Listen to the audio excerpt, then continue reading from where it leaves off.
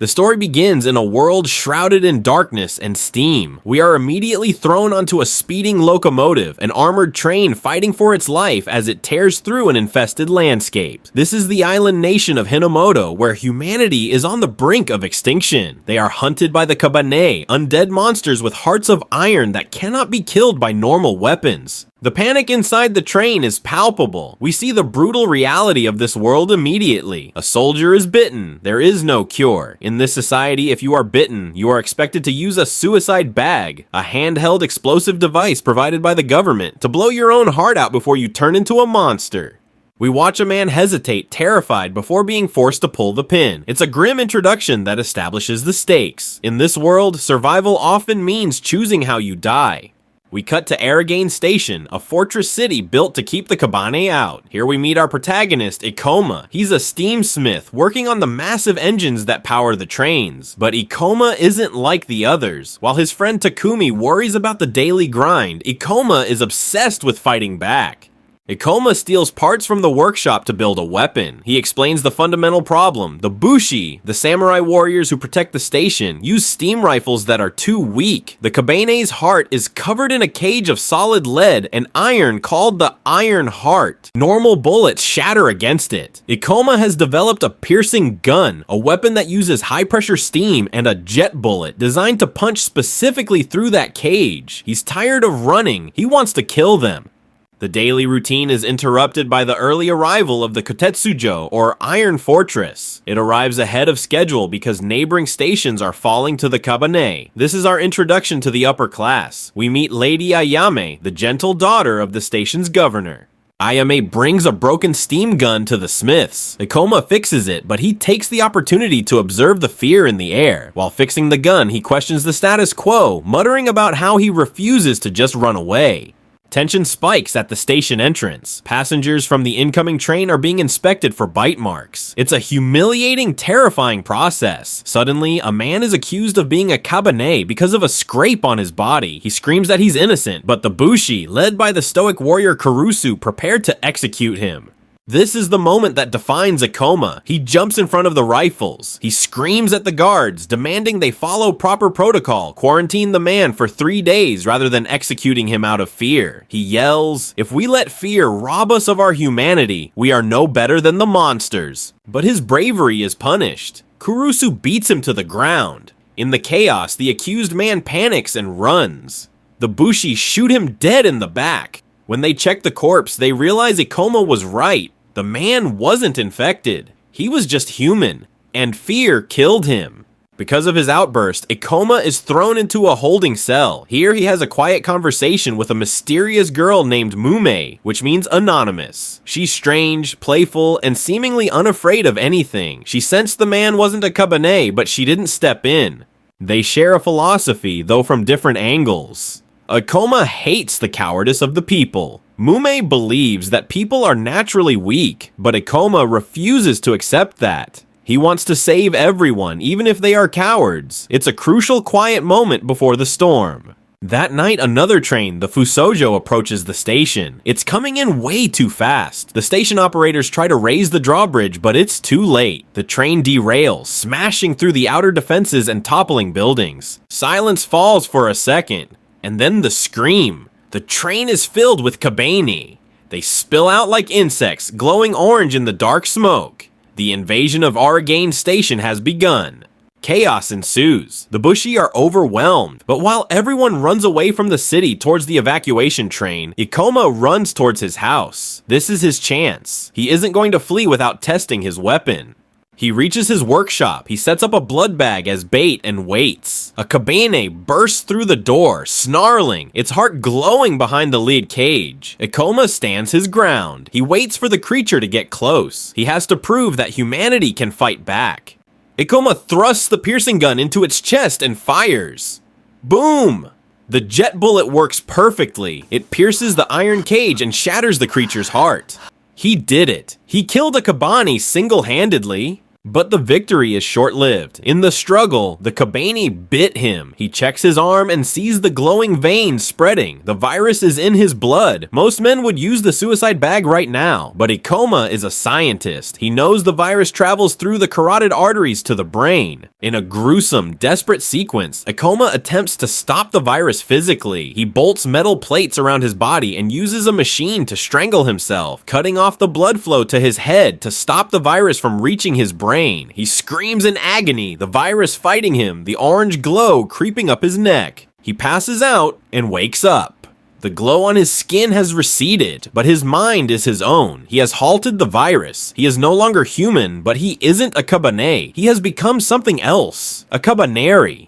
It's a moment of manic triumph. Ikoma is ecstatic, not because he survived, but because his theory worked. The piercing gun successfully killed the Kabane, and his strangulation technique stopped the virus from reaching his brain. He tells Takumi that they can save everyone now, but there's a catch. Ikoma's body is cold. He is fine, but he is definitely no longer human. Outside, the station is falling apart. We cut to the depot where the Kotetsuyo is preparing to leave. Lady Ayame is refusing to board, desperate to wait for her father's signal. The guards, pragmatic and fearful, are ready to leave her behind if necessary. They know the city is lost.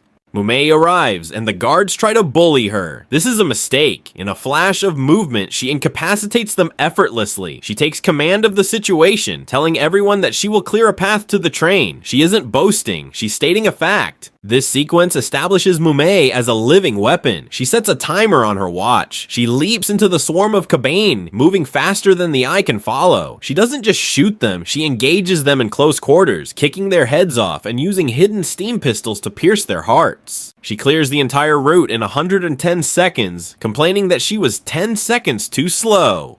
It's a stark contrast to the terrified soldiers. She treats the apocalypse like a timed exercise. She leads Ayame and the survivors to the train depot.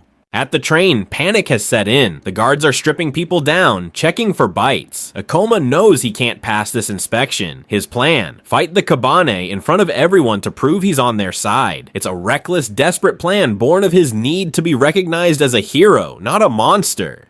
Before he can act, Mumei spots him. She walks right up to him and sniffs him. She realizes immediately that he is different, just like her, but she doesn't out him. She simply says he's strong and distracts the guards, allowing Ikoma and Takumi to slip onto the rear of the train just as the engines roar to life. The train begins to move, but they aren't safe yet. Kabane swarm the water tower above the tracks, dropping onto the roof of the moving train. Mumei, exhausted from her earlier fight, has fallen instantly asleep, a side effect of her powers. The defense is left to the ordinary soldiers, who are failing. Ikoma sees the soldiers dying. He can't sit still. Despite Takumi's warnings, he grabs his piercing gun and climbs onto the roof. He blasts a Kabane, saving the soldiers, but in the chaos, his shirt is torn open. The soldiers freeze. They see the glowing cage over his heart. To them, this means one thing. He is a Kabane. Kurusu, the head guard, doesn't hesitate. He raises his rifle. Ikoma tries to explain that he stopped the virus, but fear rules this train.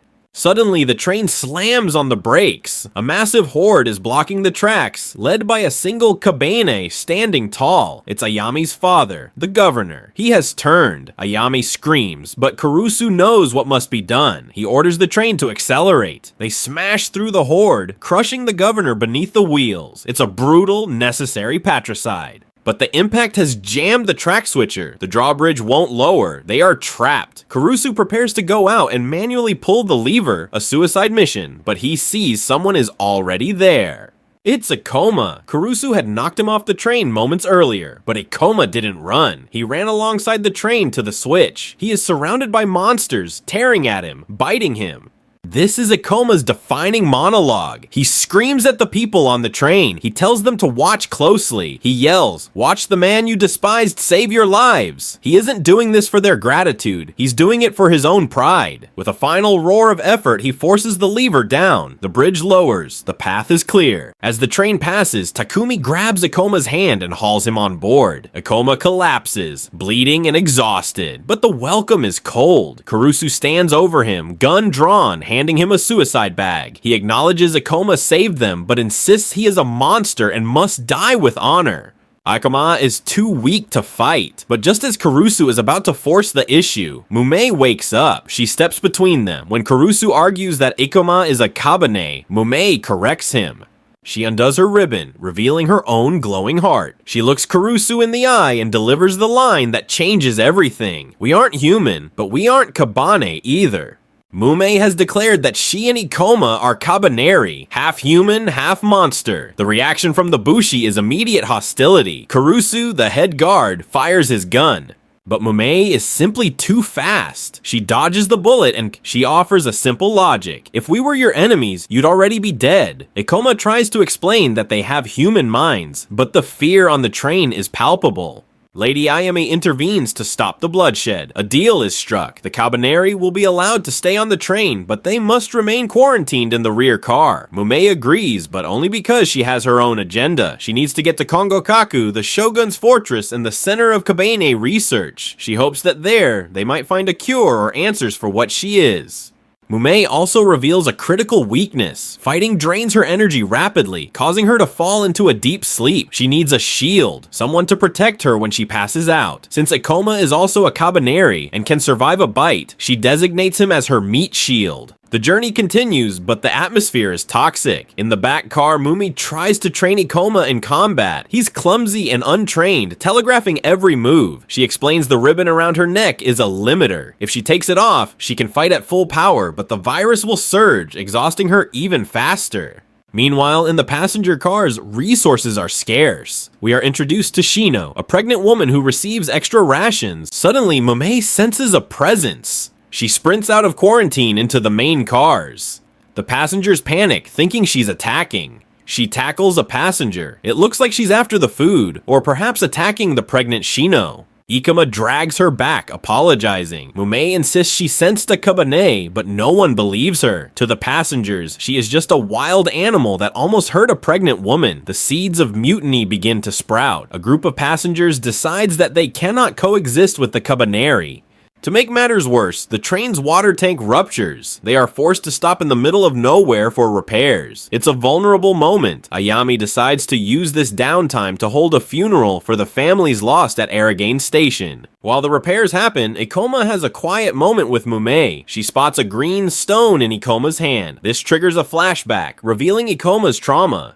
5 years ago, when the Kabane attacked his home, Ikoma ran away. He abandoned his sister to save himself. When he returned, she had turned, and he had to watch her die. He carries the stone as a reminder of his cowardice. This is why he is so reckless now. He is trying to atone for the sin of survival. He hates cowards because he hates his past self. The prayer service turns violent. The passengers, driven by fear, march on the Kabaneri to kill them. They demand Ayame hand over the keys to the rear car. Ayame refuses, trying to maintain order, but her authority is crumbling. The mob believes the Kabaneri will turn on them any second. Ikoma steps out to face them. He doesn't fight back. He asks the ultimate question: who is the true enemy, the Kabane or us? Ayame decides to settle this once and for all. She draws a small knife. Ayame stabs Ikoma. The scent of fresh blood fills the air. Ikoma's pupils dilate. His veins throb. The virus demands he feed. The mob watches, waiting for him to snap. Ikoma struggles, the hunger warring with his will.